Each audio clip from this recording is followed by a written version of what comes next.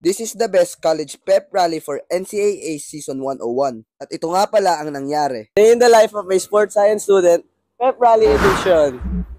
Dito kami guys sa football field. Marami nga palang ganap dito. At ito nga, maraming booth, maraming kainan dito sa aming pep rally. Napakasaya. Tingnan natin. Maghahanap tayo ng mga personality na pwede natin pagtanungan. Ito. So, what's your name and what do you do for a living? I'm Kyra and I'm currently a content creator and I currently work at a streaming company. So far, kamusta naman ang experience mo dito sa aming pep rally? Masaya.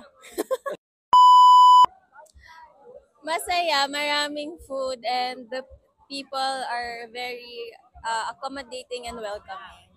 Siyempre, dito nga pala natin makikita kung gaano kasaya ang pep rally. Siyempre, ang start ng program is the introduction of athletes. Dito ang mga defending champion ng swimming, football at iba pa. Dito ang mga idol natin sa Sunbeda Red Lions. Ito nga pala si John T, ang inaabangan na player ng Red Lions.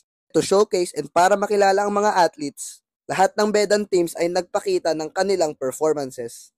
Para nga pala itong concert ng mga Bedan athletes. Dahil dito makikita ang support ng Bedan community sa athletes. Dito na nagsimula ang celebration at party at dito nagsimula ang bonfire. Ito na nga pala ang nangyari.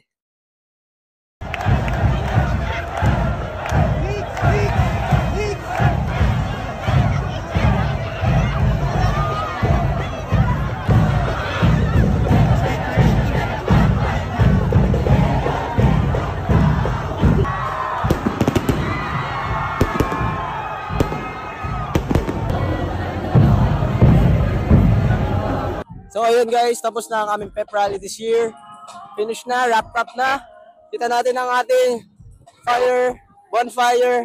Wala nang bonfire.